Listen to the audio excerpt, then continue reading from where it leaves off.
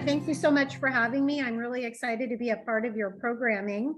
I am with Wild Orca. I'm the Science and Research Director. We are so happy to have been able to take this project over from the University of Washington at the beginning of last year. It's an ongoing project, so we'll continue to do the same kinds of research in the same way that Dr. Wasser pioneered back in 2006.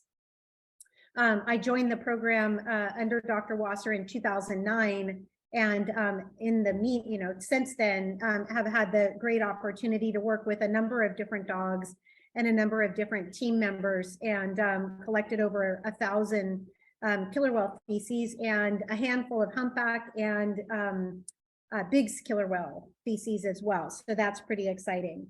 I have my contact information down there if you want to get a hold of me. I also have it at the end. And then we just start with this cute picture of our conservation canine dog, Eba. So I love this quote. My director, Michael, put this in the PowerPoint slide that he got me going on, putting this one together today with new background, which I really like. And it just really is a great way to think about, I think, empowering people to feel that they have a place that they can participate. And that's really what the bulk of my talk towards the end is going to be about. So the way to get started is to quit talking and begin doing, from Walt Disney. So our mission is, simply put, it's translating science into action to save the southern resident killer whales from extinction. More specifically, we have our research project essentially broken down into 3 pillars. We have our conservation research, our strategic advocacy, and our policy engagement. With our killer whale, our conservation research, we utilize non-invasive methods to essentially reveal near real-time information into the health of individual southern resident killer whales, and then by proxy, the population at large. We do coordinate, as was said, with management agencies to inform the development of timely policies, and we work to fill data gaps about the relationship between human pressures and recovery needs. And essentially the way that we do that is, again, creating an opportunity to do non-invasive research by using a highly trained scent detection dog. We collect those species, we analyze it, and then in the new iteration, while it's under Wild Orca now, we're able to turn those samples around fairly quickly with our new lab, which is the San Diego Wildlife Alliance. And our goal is going to be to have at least white papers put out on a quarterly basis. We're getting everything up and running, but that will really give our managers, both in US and Canada, an opportunity to really understand what's happening almost in the moment. So we're really excited about that. I'll talk about more specifics about the kinds of information that we can get from feces, and then what we can do with that. With regard to our strategic advocacy, we really believe that science should be actionable. As conservation biologists, we think that we really live by the tenets of conservation biology, which state that science cannot really be done just for science sake. Especially when you're researching a highly endangered population like we are. The southern resident killer whales are one of the top 8 most endangered species on the endangered species list. And as such, we as practitioners of the research just really don't have the opportunity. We don't have the right just to ask questions for science sake. We have to really put that science into the hands of policymakers. And then also translating our science and other people's science in a way that makes it digestible to the general public, so that they understand what the science is saying. Sometimes peer-reviewed journal articles can be very dense, statistic dense or modeling dense. And so we pull that apart and really package it in a way on our website so that the newest available science can be understood by everybody. And then we go one step farther by creating what we call our action guide, which guides people on how to become involved. I'll talk a little bit more about that a little bit later. And then our last pillar, if you will, is our policy engagement. Again, back to that concept of being a conservation biologist and not doing science just for science sake, but in order to answer questions that are relevant to the recovery of an endangered species. We take that seriously and we actively engage with our elected officials.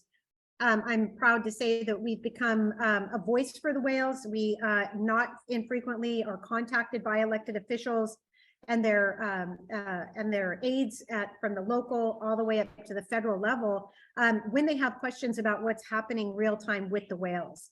So I'm very proud about that. I've had an opportunity to sit on the governor's task force, both for the vessel work group as well as the prey work group. And so through that, those kinds of activities and engagement with policymakers and other managers, we're able to keep everybody up to date on what's happening with these animals. So who are the southern resident killer whales? Probably a lot of people on this Zoom know that in a nutshell, we're down to just 73 members of this population. It's one clan that is connected by dialect and by genetics. And within that clan, it's called the J clan. There are 3 pods, J pod, K pod, and L pod. And in totality, there are only 73 of these whales living right now. They are fish eaters. They preferentially feed on Chinook. They will eat some other species of salmon and occasionally other species of fish as well, but they have never been known to eat a marine mammal. And I'll talk about some recent research that we've just finished writing up and submitted for publication. So the southern residents are a really unique population of animals. You know, I actually get asked the question sometimes, like, why does it matter if we save the southern resident killer whales? There's killer whales all over the world. And my answer to that is that this is a unique tribe of whales. This is a population that has been insulated for, we think, probably tens of thousands, if not longer, of years. And what that means is that they don't breed outside of their clan. So unfortunately, there is a new research out, which we can talk about if we have time at the end, really discussing how long it's been since there was any sort of outside genetic input into this population. But the important thing about that science is that this population has been a small group for a long time, not as small as it is by any stretch. It's probably half as big as it should be. But there's no reason in the world not to believe that this population can recover if we just give it half a chance. And the reason to recover them is, number one, as living things, they have a intrinsic value. That's another guiding principle of the discipline of conservation biology, that species have intrinsic value. And it's incumbent upon us to make sure that we're giving them as best a chance to survive and thrive as possible. And then when you really start drilling down into who these whales are and how they are in their environment and with each other, it really is just a phenomenal population that deserves our respect and our help to recover, especially considering everything that's causing their decline is our fault. So these are just some really lovely pictures I like showing about the whales kelping. We don't really know why they do this. We do know that killer whale skin is incredibly sensitive. They can feel, certainly they would be able to feel this kelp. And I like to think that they're just kind of occasionally taking spa baths and relaxing when they're doing this kelping behavior. So again, southern residents only eat fish, and they mostly eat Chinook salmon. They are co-evolved with Pacific salmon. And because of that, they actively are trying to find the biggest, fattiest fish out there. Unfortunately, so are we. And so salmon populations have significantly declined. But one thing to really drive home and remember is that these animals cooperatively hunt and they share their food. And so when you're talking about a population of animals that's essentially living through periods of starvation and then deeper starvation, that's a pretty remarkable thing, that that their culture, their bondedness, their close relations with one another dictate that they share their food mostly. And I love showing this picture. I always say it's both beautiful and heartbreaking, because this is one of the last known pictures of J2, otherwise known as Granny. And if you squint, you can kind of see a fish right here. And this is a picture that my colleagues John Durbin and Holly Fernbach took from a drone.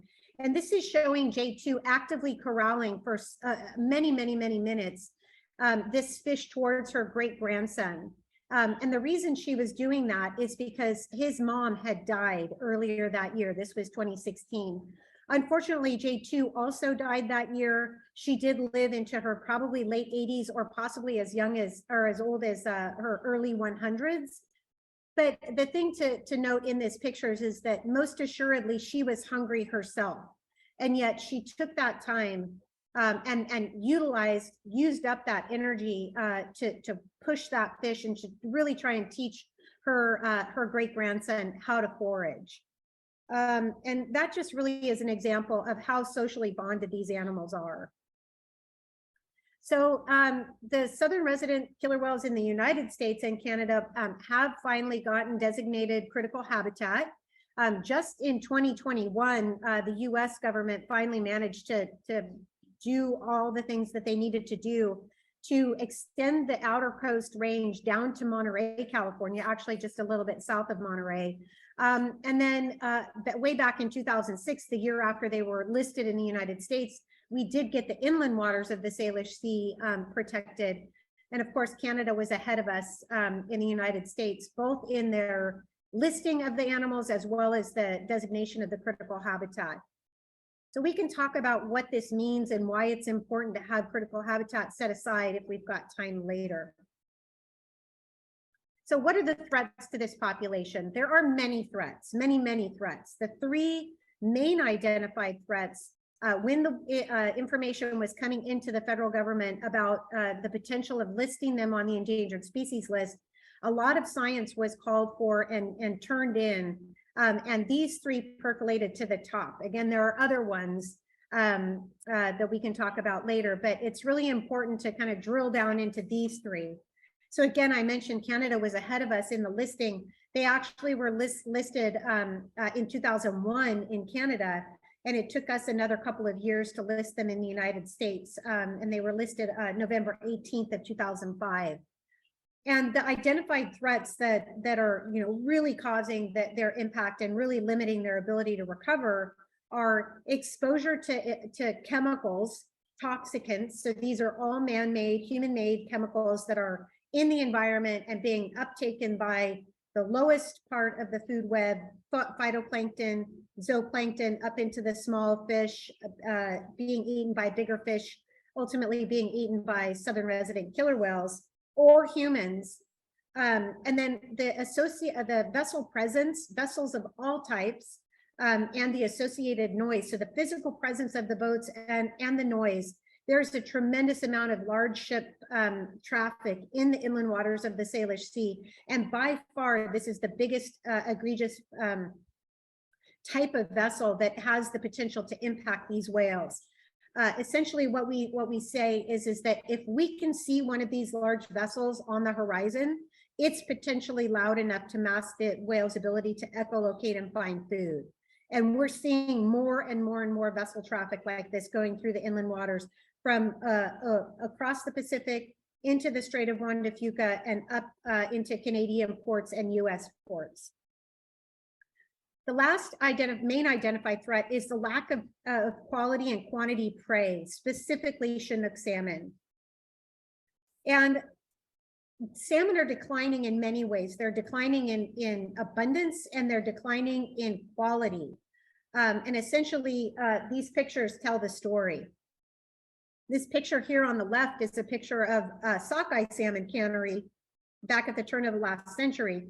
But the exact same thing has happened with all species of salmon. And certainly we know from our history down here in the United States, in Monterey Bay, the loss of smaller forage fish to exactly this industry. Massive extraction of this resource. As our technology got better, we became very efficient at removing pretty much all biomass out there. And with that, and a number of other things like habitat destruction, damming of rivers, the introduction of hatcheries, many other things like that, we have essentially driven the size of salmon down significantly. Over here at the top, you've got a picture taken in 1910. This is at the mouth of the Columbia River. And these fish are 116 pounds and 121 pounds and almost 5 feet tall, just massive monster fish. These would have been the spring hogs, they were called, most definitely probably headed for the Snake River, which is a tributary of the Columbia. And then down here, maybe 10, 15 years later, some other fish. These ones weighed more in the 60, 70 range. The average size Chinook salmon in Washington state, I do believe last year it was 12.5 pounds. I need to check my statistics on this. I think it's down to average size of Chinook salmon in Washington state is 10.5 pounds now. So when you're talking about an endangered species that, like a killer whale, that's massive, it's long-lived, and each one of them requires somewhere between 300 and 450 pounds of food per day per whale, that's a lot of foraging that has to happen. If their prey is 10 pounds or even 12.5 pounds, that's a tremendous amount of energy expended to find enough fish just to meet their basic caloric needs. And I can tell you for sure, they're not meeting that goal. This is kind of a busy slide, and I'll just kind of go through it quickly, but essentially each one of these colors represents a different river throughout the southern residents' entire range, from Southeast Alaska up here at the top, all the way down to Central California down here at the bottom. So these rivers here are the Fraser River in Canada and the Columbia River. And these are rivers that would have in the past had massive numbers of salmon. I mean, before, I'm talking about before even this data was collated for this. In a nutshell, what this represents is that combined, all of these rivers are giving you snapshots per year of the amount of fish that were available coastwide to these whales for the whole year. And what we find when we have high numbers of salmon coming back per year, we have low numbers of deaths. Up here at the top, this is called a negative bar chart. And so the longer the purple bar, the more deaths that year. And you can really see this shape of the deaths. It's lagged a little bit, but it really closely mimics the shape that we have here. So low numbers of fish mean high numbers of southern resident killer whale deaths. So really to understand what's happening, we can see that we're not having much recruitment into the population by way of babies being born and living. And also we're having important members of the population die before they can procreate. And so one of the ways to study this, in my opinion, the best way to study this is to non-invasively collect their fecal samples, analyze them, and then be able to figure out what's happening, again, on the inside of that particular whale, but also by proxy to the whole population. So this is a picture of our new research boat, which I'm absolutely in love with. This is Wild Orca's research boat, and it's a wonderful platform. You can see our dog Eva here on the front of the bow with me holding her leash as her handler, and then my research partner and husband, Jim, driving the boat. This was the totality of our team during COVID. Since COVID has lessened the death rate a bit, we are able to have interns and volunteers back out on the boat. So we're really excited about that. And so this work using a scent detection dog to help us locate feces allows us to stay really, really far away from the animals. I wanted to have a lot of time at the end to have a conversation. And so I took out some of the slides that have to do with how we find our dogs. Where do they come from? How do we train them? How do you teach a dog to find something in the marine realm that's moving, and so are we? I'm happy to answer questions about that later, but suffice it to say, it's a fairly lengthy process. But when you find a dog that is highly play motivated is, you know, essentially that's what it takes, highly play motivated, you can train them to do this work. And so by doing it, it allows us to stay about 3 to 4 times farther away from the whales than other researchers that also collect feces can stay. Other groups have to essentially go right behind the whales in the what's called the fluke print, and collect the feces within 100 yards or so, or 100 meters or so of the back end of the whales. And we don't even start surveying until the whales are past us by 400 or more meters. And then the idea is to operate the boat downwind of the path of the whales so that when we cross into the scent cone, EBA will have a change of behavior and take us essentially right to the sample. That's a really simplified version of it. It tends to be a zigzag until she takes us to it, but she's taken us to a sample more than a mile away from where we started. People always want to know what it looks like. These are actually pictures from a long time ago, back in 2000, probably 9 and 10. We're lucky now to find a sample that's this size. I don't know if you can see my cursor, but essentially, you know, the size of your thumbnail or even your pinky nail. The dog can smell it. She can take us to that. We can collect it out of the water, and we can get, when it's that small, we can't get all of the information that we want, but we can still get a lot of information. When we do get really thick, beautiful samples like this, it really is like a gold mine. We can tell so much about what's happening in that animal. And every year we have new questions that we can ask of these samples. So the bigger the sample, the better. So these are some of the things that we can tell. We can tell, of course, we know what species it is because we're sampling that species. We do sample behind humpback whales. Minke whales are ridiculous to try and sample behind because they do something called a random walk where you literally cannot predict where they're going to come up. But humpback whales, gray whales, and the 2 ecotypes of killer whales, Biggs, mammal-eating killer whales, and then the southern resident fish-eating killer whales. So we know the species, but the fecal sample can tell us the individual ID of that animal. Specifically, if we already have a sample, which we do on all southern residents, we can tell who left that sample. We can tell if it's a female, whether or not she's pregnant. Not only that she's pregnant, well, we can tell how pregnant she is. So is she early term or late term? Stress hormones, nutrition hormones. I mentioned toxicants of all kinds. We can look at industrial lubricants like PCBs. We can look at agricultural chemicals like DDT. We're starting to look at other things like PFOS and PFOS, which are essentially chemicals to make things slick and water repellent. It's in everything, you and me included. A number of other chemicals. Also, we can look at parasites, and we're moving into a time, it's very expensive, it can be done, but we're fundraising for this part of it, where we can analyze a fecal sample that comes out of a killer whale and tell you what river their prey came from. And not only what river, like the Fraser River or something, but what tributary of the Fraser River that fish came from. So I'm really excited to be able to do that, because imagine us being able to put that science into the hands of policymakers to say, these whales last week were eating these fish from this river.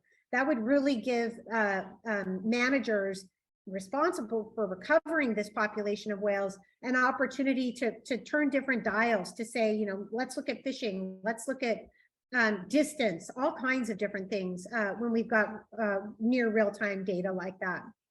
Also, microplastics and gut microbiome, that's very interesting and exciting new research that's coming out, being able to look at the gut microbiome.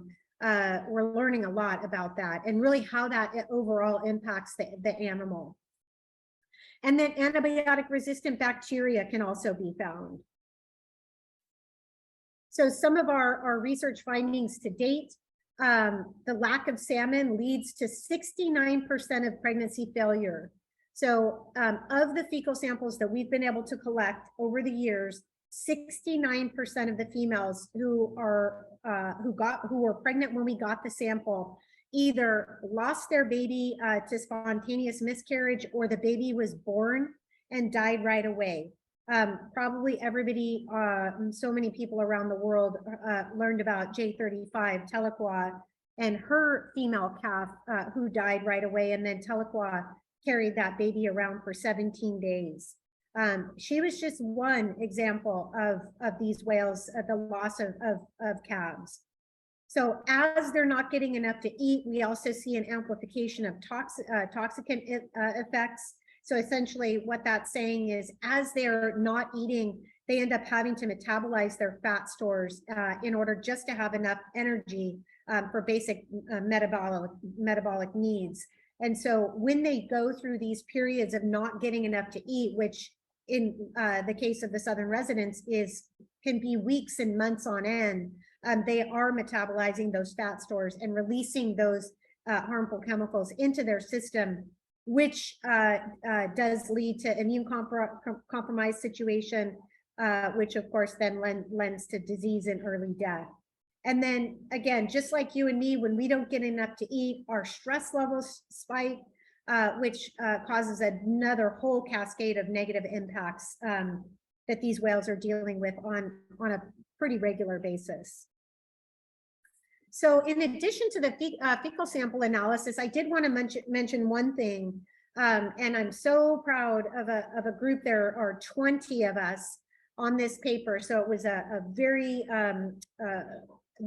detailed and collaborative project where essentially this is a phenomenon that I started seeing in 2005 and got really interested in it, and then started asking other researchers if they had ever seen the southern resident fish-eating killer whales actively go and pursue and harass porpoise, both Dall's porpoise and harbor porpoise, mostly harbor porpoise now, but certainly many Dall's porpoise as well. And lo and behold, people had been seeing this since at least the time when the studies on the southern residents first started, first by Mike Bigg in Canada, and then later by Ken Balcom in the United States. And overall, we collected over 80 examples of this, 80 independent incidents of this behavior. We weren't able to analyze all of those, most of them, 70 something for our modeling, but it's a really curious behavior. Again, it's the harassment and sometimes killing of porpoise without any indication that they're eating them. We've never seen a bite taken out of them. A number of these have been, the carcasses of the porpoise have been recovered, and we have been able to do necropsies on them, and there's no evidence at all that they're foraging on these, which is curious because, you know, given that we know they can eat them, they can digest them, they just don't. And that goes all the way back to one of my early slides talking about culture. What they eat is taught to them by mom, and mammals just weren't on the menu. And so these animals play with these other species, oftentimes to death, but they just won't take a bite. There are many of us that hope someday some young animal will just take a bite and apologize to mom later or something, in order to make sure that they're getting enough to eat. But so far, there's no indication of that. So I'm happy to answer some more questions about that if anybody has any. So again, back to being conservation biologists and just people who love these animals. We have a deep held belief philosophy that these animals have intrinsic value, and that it's our responsibility to recover the ecosystems, which include the prey that they rely on, so that they have an opportunity to thrive as sentient beings. And so that is Wild Orca's mission, is by really digging into these three pillars of our work, our conservation research, our strategic advocacy, and our policy engagement. It's through these actions that we hope that we're making a difference to recover this population of animals. Because ultimately, when you think about it, if the southern residents are, get to the point where they're recovering, they're having babies that are being born and they're living, that means that we've done some pretty amazing things for the ecosystems that these whales rely on. they're at the very top of the food chain. They just, they need our help to turn back the clock on a lot of the things that we've done that have negatively impacted them.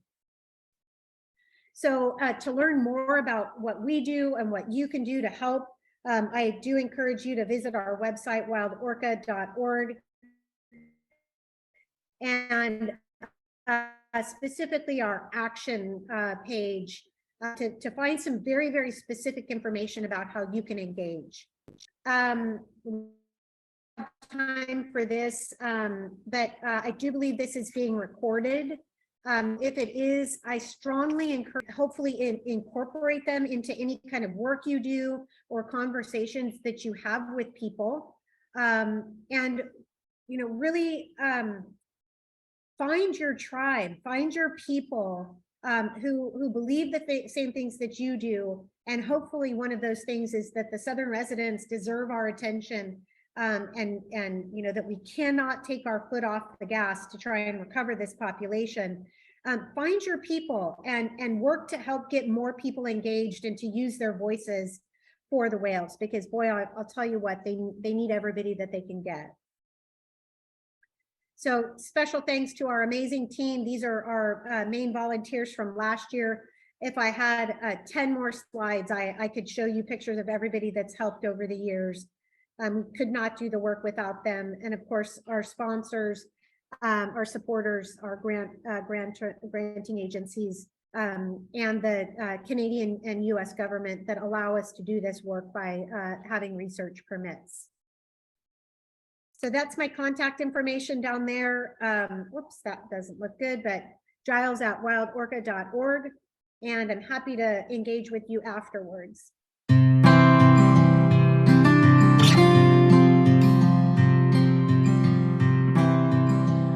Okay, so so we're going to be talking tonight about seals and sea lions, and I say ecosystem allies or ocean pests is how I thought that I would call this, because not everybody feels the same way about them, and I'm not going to make a judgment about how you feel about them at the end or whatever, but we're just going to try to talk about some of those issues with them. But before I even do that, I'm going to introduce these animals because some of you may know more about them than others. So starting off with the harbor seals, this is by far our most common, most numerous marine mammal. They are found throughout the Salish Sea, and in fact, throughout the coastal area, pretty much from central California all the way up into Alaska, but populations are not the same everywhere.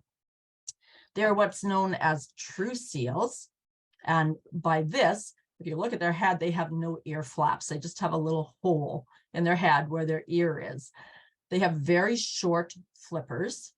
So this means that they can't walk on land. They can't prop themselves up. They're actually rather clumsy moving on land. But they do these amazing poses, right?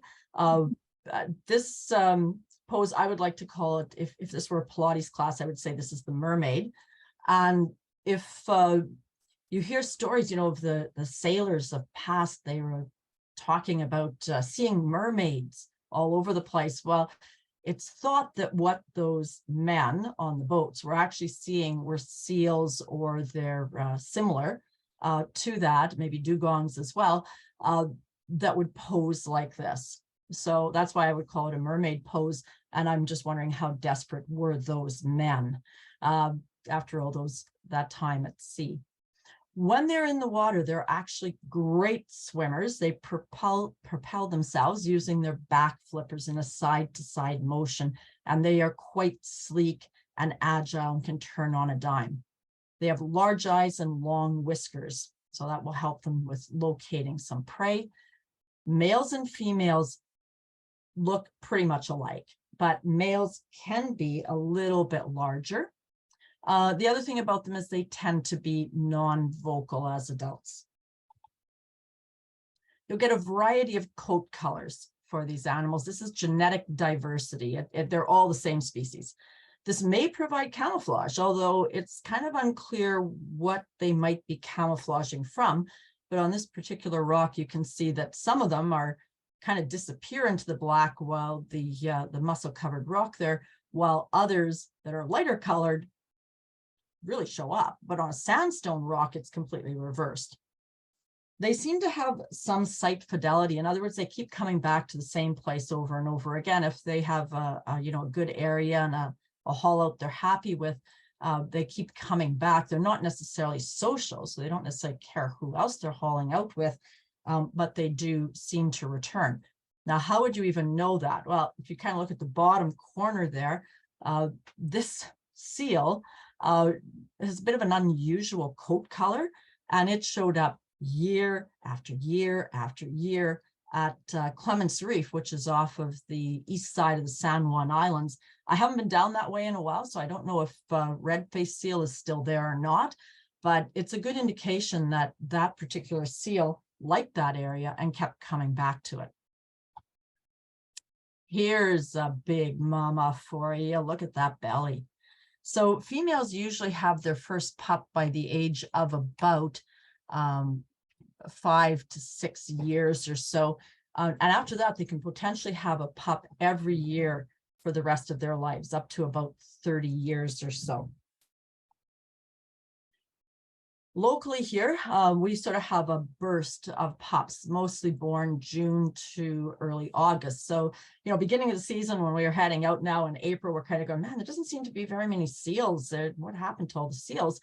And then by August, September, seals seem to be everywhere. So it's sort of that burst of pupping. They can swim at birth, which is a really good thing, because if you look at this rock, when the tide comes up, that rock is completely underwater. So it's they don't necessarily swim well, but the pups can swim right away. The females with pups tend to congregate in these nursery areas, and there's several locations around the Belchain Islets and Java Rocks in the Canadian Gulf Islands are really popular pupping areas. And likewise, throughout the Salish Sea, there will be these certain rocks or islets where the females will gather to have the pups, but they don't take care of each other's pups. And that's kind of an important matter. The moms will leave the pups for up to a day while they're foraging, and sometimes even longer. So if that, say it's very important that that pup can swim, because mom's not going to be there to help it. As they grow in strength, they do tend to accompany mom on these foraging trips. But say left alone, here's the sort of that thing, nobody will feed anyone else's pup. If mom goes out on a foraging trip and something happens to her and she doesn't come back, again, that pup is probably going to be lost. They're usually weaned by about 6 weeks of age, some even earlier than that. And then they are just abruptly abandoned. Mom just swims away, never comes back. And she is off to get pregnant again. So the population has that potential to keep growing pretty rapidly.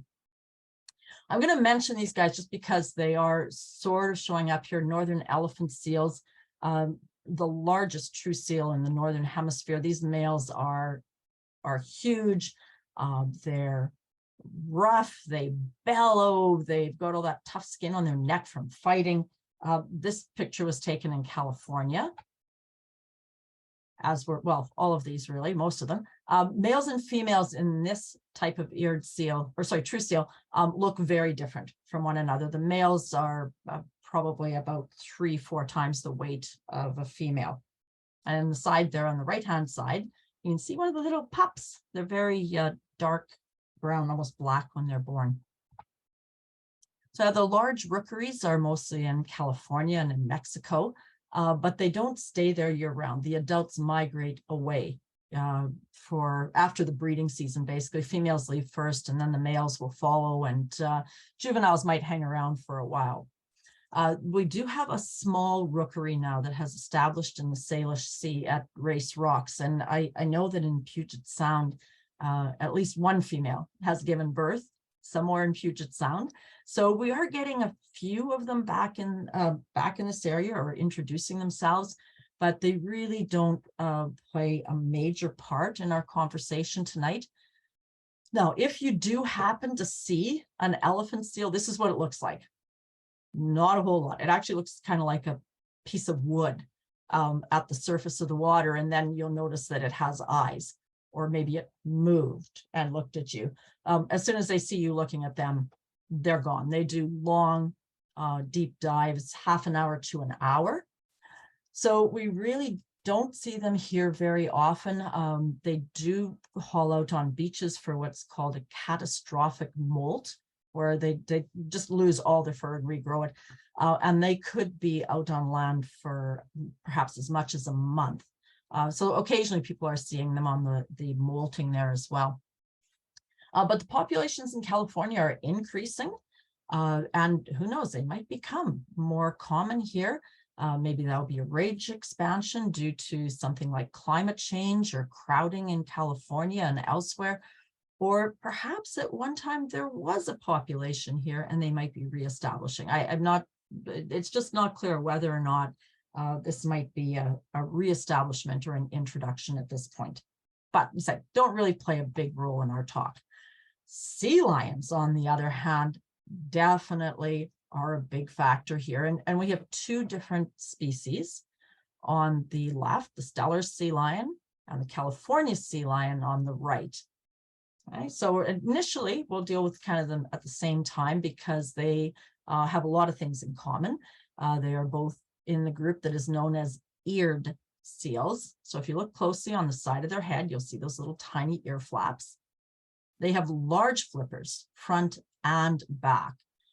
They can prop themselves on land and they can walk around and climb up onto rocks quite well. They can rotate those flippers and they're really quite mobile, can almost run on land.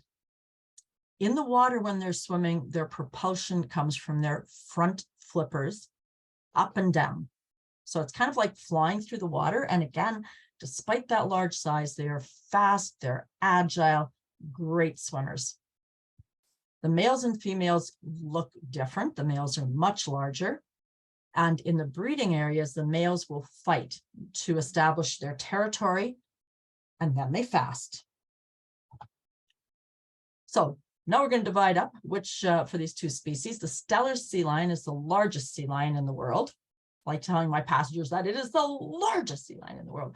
Yeah, the males are the heavies in there, and they can weigh up to a ton. During the spring, right now is when they're at their heaviest prior to mating season. And females are about a third the weight of the males. These animals, if you hear anywhere around their haulouts, you can usually hear them. They growl, they sound like bears or lions, and they also make these sounds that are like burping sounds. They're a bit, can be a bit rude sounding. For the most part, their pups are born on rookeries, this mating area, on the outer coast, usually islands, rocky islands that extend from central Oregon up to Alaska.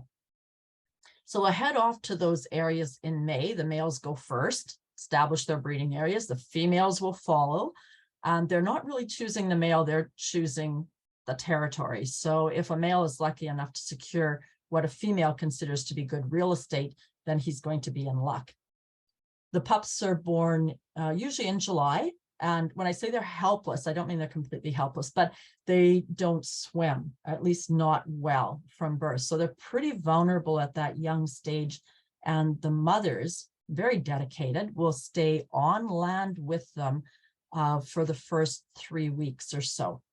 Now, that's about the time also that the female is ready to mate. So typically, before her first foraging trip, she may mate with the bull of that territory, but it doesn't always happen that way. Sometimes as she heads off to that foraging trip, there might be a bachelor haul out nearby, and sometimes those guys who didn't fight actually end up getting a few matings as well. That's maybe not a bad thing. That's some genetic diversity. So the males have been fasting through this whole time, and by now they're pretty hungry. So they are the first that will return to our inner coast waters. And usually that's about September. By October, we have quite a few of them here. And the females and the young don't usually return till well into October and beyond. So in this picture right in the middle there, we've got a little pup. I must have taken this one. I should have noticed it. I must have taken this picture in October by the size of that pup. It's still the little dark brown color. And we definitely don't have pups born here locally. Pups are weaned at about a year or more. They may actually nurse for up to 2 years. And the females can have a pup every year from 6 years to about the age of 20, although that doesn't always happen. It could be that the pups are separated by a few years. So this is what a winter haul out looks like in the Salish Sea. And this was taken in Georgia Strait, but it gets repeated all over, where it's just a crowd of sea lions during the winter season. Now in the summer, not everyone migrates. We're going to come back to that story a little bit. These are, generally speaking, they're juveniles, whether they got left behind by mom or something happened to mom, and they just simply didn't follow the group out, and they find the most unlikely places to stay for the summer. It often looks like, you know, the 8-passenger life raft, or sorry, 8-passenger boat with a 6-passenger life raft, where somebody always has to be in the water because there's not enough room for everybody in the life raft. Oftentimes these little unusual haul outs, like buoys, are so covered with sea lions they can't all fit at one time, or they're on top of each other. So the other species we have here are the California sea lions. And the males, as you can see, are considerably smaller than the Steller sea lions. And again, the females are about 1/3 the weight. The males do have that prominent, what's called a sagittal crest on their forehead. And it seems the older and bigger they get, the more prominent that sagittal crest is as well. They vocalize by barking. I won't, on this call, I will not try to imitate California sea lion bark, but if any of you have seen the trained seals in circuses, those are actually female California sea lions that are used for that. Generally darker in color than the Steller sea lions, and only the males are present here in the Salish Sea, usually from fall to late spring. For them, the rookeries are from central Oregon to the Baja area of Mexico. And this particular photo was taken in the Sea of Cortez near Loreto, Mexico.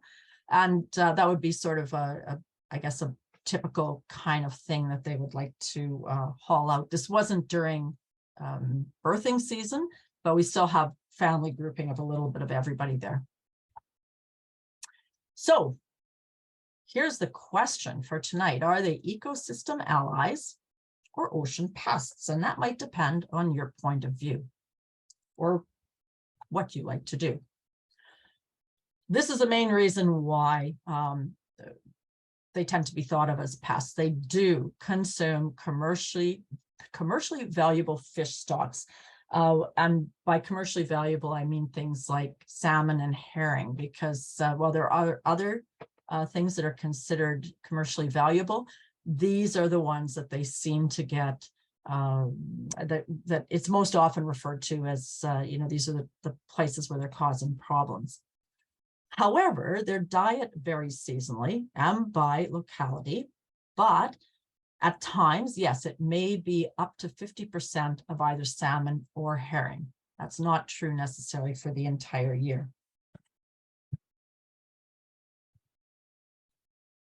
So besides eating commercially valuable things, they are generalist predators. Harbor seals are, so are sea lions. We'll come to them in a moment. I know this picture is not very good. This is a harbor seal with an octopus. So yeah, it might have been, we'll learn more about octopuses later on during our sessions of the wonders of the Salish Sea. This may have been an old and dying octopus, but that doesn't mean that the seal doesn't think it's a good meal. So they do feed on a wide variety of prey. So lots of small schooling fish, squid, octopus, shrimp. Here's something that's really kind of important, though. A large portion of their diet includes Pacific hake, which is sold commercially in some places as whiting. Hake, unfortunately, feeds on juvenile salmon. So if we were thinking, well, if we just had less seals, we'd have more salmon, it might not work that way. We might end up with, you know, actually less salmon than by keeping the seals. So sea lions are also generalist predators. It's estimated they feed on over 50 species of fish, again, including Pacific hake, and invertebrates such as octopus and squid and so on. Male stellar sea lions, though, they're kind of the bad guys here. They may also feed on harbor seals and northern fur seal pups, as well as on gulls. Now, I haven't seen that because we don't have male sea lions here in the Salish Sea at the same time as we have sea lion pups. And we certainly don't have northern fur seal pups. But as for the gulls, I've actually seen this in California, where a California sea lion grabbed a gull by the foot and ripped the leg off of it. Was swimming around with a gull leg. So, you know, I don't know if that was just play or if it actually had some intent to perhaps try to consume that gull, and the gull got away with one less leg. In British Columbia, salmonids appear to be only about 10% of their diet. So they really do consume a lot of other things. And in the spring, when those males are really bulking up, it's believed that a lot of what they're feeding on is actually octopus. The picture there on the left, that stellar sea lion was so happy with that skate that it had. It was just shaking it all over the place. And as you can see, the gulls are pretty happy with that too. Now here's a walleye pollock, and you can see that bite mark. So the arrow there isn't very big. I'll just maybe help here with the cursor. There it is. That bite mark did not come from a humpback whale or something. That would be either a seal or a sea lion that put a bit of a chomp into it, and that pollock managed to get away. So that's, you know, just further evidence of the variety of their diet. Now, part of the problem with, you know, we're talking about fisheries and so on, and in some cases, we have artificially provided these animals with places to hang out, like the Steveston Jetty, for example, on the Fraser River, and likewise the jetty on the Columbia River, and similar docks in the case of California sea lions, barges, places that are artificial, and they can climb out and stay there. And if that artificial structure is also located where salmon are going to be coming and going from a river system, say, or where herring would gather to spawn, now you've got a bit of a problem, because the animals have been provided with an artificial place to stay until the food arrives. For seals, man, seals love log booms. I tell you, these never go underwater. So it doesn't matter what the tide is doing. The seal can haul out and rest on the log boom. Part of the problem with the log booms is they don't stay put. A tug hooks onto it, takes the log boom somewhere, and sometimes that's into rivers or inlets or whatever, where the logs can be taken closer to a sawmill. And what happens is the seals move with it. So there goes the site fidelity to them. It was the log boom. That was their site. The log boom moved, they moved with it. And that can bring them into river systems in large numbers.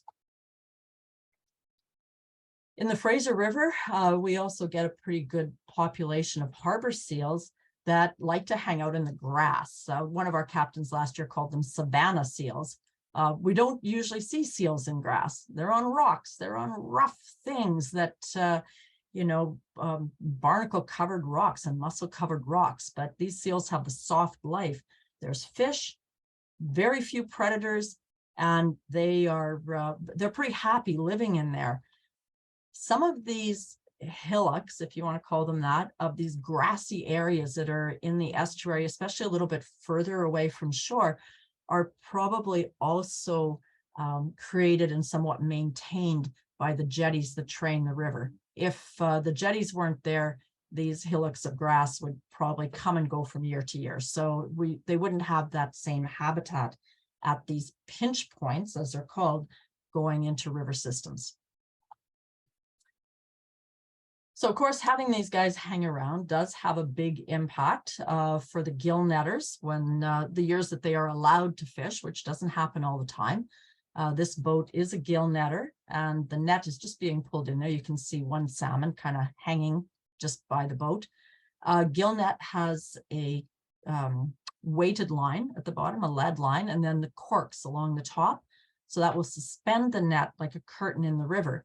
The fish will swim into the net. They don't see it.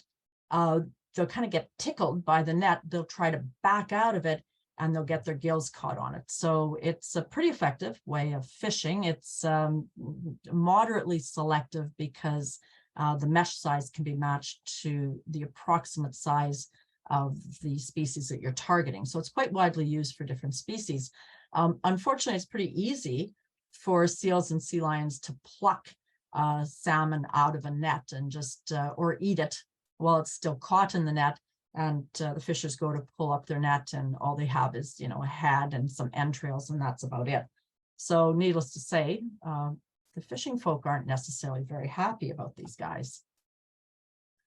And then there's the purse seiners. That's a purse seiner that is on the left-hand side there. These boats carry a very large net, again, with a cork line at the top, weighted at the bottom. The net will be taken off of that spool on the back of the boat, towed around into a circle that should engulf the fish. And then when they've decided their set looks pretty good, they'll pull a line at the bottom that will close the bottom of the net. So marine mammals can get into that net quite easily, and they can cause a great deal of damage to it. These nets are very, very expensive. But, you know, who wouldn't be tempted? If you were a hungry sea lion or a seal, who wouldn't be tempted by all of that fish that's been caged in that net? Essentially, it's like, ooh, free pickings. So they can also be suffocated as the net is pulled. If they're near the bottom of that net and it's closed, they'll just get suffocated underneath that mass of fish, or they can get entangled in it. And that's often lethal for the animals if that happens. So fish, the people who are fishing are supposed to try to release marine mammals from their nets, but I can understand how problematic that could be. So the other thing that, and this really only kind of applies, I think, in Canada, because right now in the Salish Sea, there are no salmon farms, and hopefully we won't have them here for too much longer either in British Columbia waters. But this is also an issue with aquaculture, is that animals can get into the pens. And again, you've got all those trapped fish, or they try to get into the pens, and that creates a great deal of damage.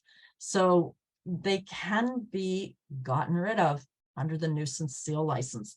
And there have been a number of stellar sea lions that have been killed, California sea lions also shot, and harbor seals as well. They can also get, say, entangled in the pens, and then they end up dying just on their own without being shot. Now, the pens have improved, and so since about 2011 or so, there's been very, very little of this nuisance seal license being used at aquaculture facilities, but it is a bit of a problem, and for sure it causes a problem for the people that are trying to run fish farms. Not that I'm an advocate of them, but I do understand how hungry sea lions can create quite a bit of damage. So, should there be an intentional harvest as a control on populations? Now, we know that throughout not just the Salish Sea, but throughout the whole northeastern Pacific, there was traditional indigenous harvest of pinnipeds. So that's seals and sea lions. Pinniped just means flipper-footed. Currently, in the United States, all marine mammals are protected by the Marine Mammal Protection Act. They are also protected in Canada, but in some areas, indigenous harvests are permitted for food, cultural, and ceremonial purposes. It's under a license, and it's a rather limited number that they are supposed to be taking. Of course, again, under that Nuisance Seal Act, the people who are commercial fishing are permitted to shoot at seals or sea lions if they are taking fish from the gear or damaging the gear. So they are allowed to protect their gear. There's a movement here in Canada. I don't know if it's really spread into Washington State, although they've lobbied there.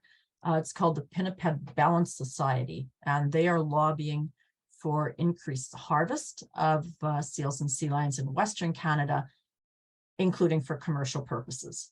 And there is actually a scientist at, I won't mention his name, but at the University of British Columbia, who maintains that the seals and sea lions should be reduced by 50% of the population that they have right now.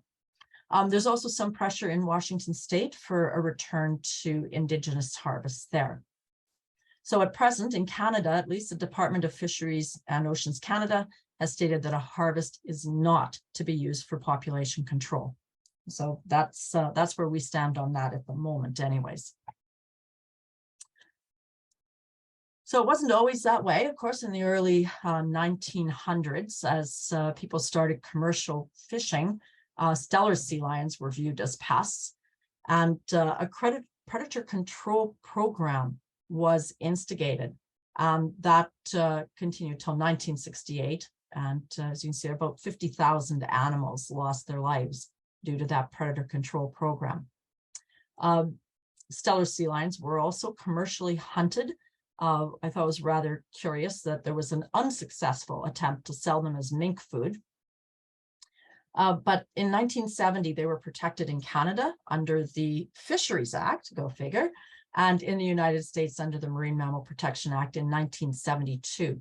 But by the time those protections kicked in, their population had already been reduced by up to 75%. So we're talking about a much by early to mid 1970s, there really weren't that many Steller sea lions in the area compared to what there are now, or what there were prior to the early 1900s for that matter. For the California sea lions, they were only commercially exploited in the US and Mexico, and that happened after the arrival of Europeans for oil, hides, pet food, predator control. And for them, all of the demise happened much earlier. By 1920, they were already down to perhaps only 1,500 or so California sea lions remaining. But a reduced price and demand for sea lion products, plus some protection, did allow that population to recover, and they have also been included in the Marine Mammal Protection Act since 1972.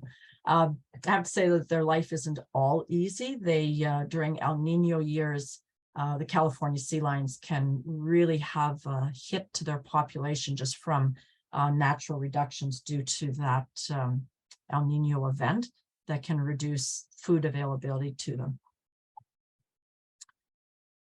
Harbor seals didn't get off easy either. They've been exploited for pelts from the late 19th century until 1968 in British Columbia. Apparently it was in 2 waves. There was also a bounty on them with a payment of anywhere between $1 and $5 per nose. So this is how the people collecting the bounty would prove that they had actually killed the seal, was they would cut off its nose and bring it to the Department of Fisheries and Oceans local office, and then they would get their payment for having done their duty and killed some seals. So over that period of time, a total of 170,000 pelts were sold, and almost 115,000 bounties were paid. Now that's probably only a start of what was actually killed, because seals often sink when they're dead. So who knows for sure how many were actually killed during that raid on them. It is estimated, and it's only an estimate, that the population had been reduced by about 80 to 90% in BC by the time of protection in 1970. I wasn't able to find similar numbers in Washington state, but bounties there were also paid until 1960. So the population in Georgia Strait is now estimated at probably close to pre-exploitation numbers, about 10,000 seals in BC, and the number for Georgia Strait, I think, is around 6,000 or somewhere around there. And it seems to be stable. So if it's stabilized, why is that? It's because they have predators. So the big killer whales, Dr. Giles alluded to them a little bit. These are the mammal hunting killer whales, and they will take both seals and sea lions, Californias and Stellers, as prey, and they are efficient predators. Bald eagles take some harbor seal pups Remember, those pups get left alone by their mom, and bald eagles will sometimes take advantage of that, especially if the pup has been left for quite a long time. It's really hungry, it's crying, and you know, they're kind of an easy take. I've actually seen a pair of bald eagles go after a mom with a pup, one bald eagle in the front, totally distracting the seal, and another one creeping up from the back. So I didn't hang around long enough to see whether or not that pup survived, but my thought was, Mom, if you don't get that pup in the water, you're going to lose it. Stellar sea lions, again, will consume harbor seal pups in some areas. So this is, to me, I feel like this is a really important consideration for why we actually need to have seals and sea lions. Dr. Giles just talked about the ongoing concerns with the southern resident killer whales. They're not getting enough food. They're not being successful. Their calves aren't living. Just one thing after another. And a lot of it, not all of it, but a lot of it comes back to food. I wasn't sure if she was going to talk very much about Big's killer whales, so I'll just mention like a little bit more about them. Their population is currently growing, and more we're seeing them in the Salish Sea. For killer whales, for females, reproductive age starts generally around mid-teens and can go up to about the age of 40. So very similar to humans as far as a reproductive period. And with the Big's killer whales, the reproductive age females have been quite successful in recent years. They're having calves about every 3 to 4 years, which is about as close together as they can put them. And the majority of those calves are surviving. Now, they are dealing with some of the exact same issues that the southern resident killer whales are dealing with, namely noise in the environment. They're in the same ecosystem, and if anything, they are even more noise sensitive because they are silent hunters. When they are looking for prey, typically what they're doing is being completely quiet themselves, traveling as a tight group, or maybe splitting up and coming together, but they're being quite stealthy, and they are listening for any sounds that their prey might make. So that could be something as simple as high-pitched squeaks of a harbor porpoise. It could be a seal or a sea lion going into the water or surfacing, any grunts or growls underwater. It's very subtle noises that they're listening for. We think perhaps they also use their sense of taste, but they're also very smart hunters. So on the bottom left there, you see this killer whale approaching that haul out where the seals are.